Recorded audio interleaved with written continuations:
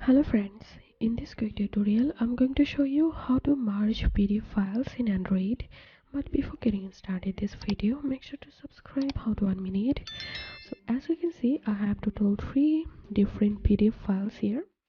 So right now I'm going to merge these 3 files into one. So for that we have to open our browser and search here merge PDF, search here, and you can open any website from here. So I'm going to open this first website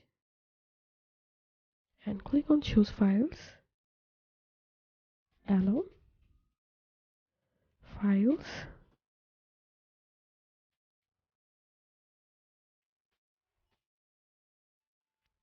So I'm going to select these 3 PDF files here, you can see, then click on open.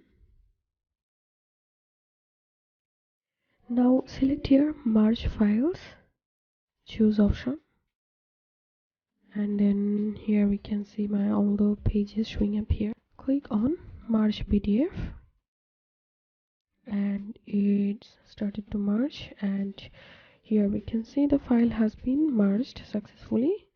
And now we need to download the file, so for that click on download file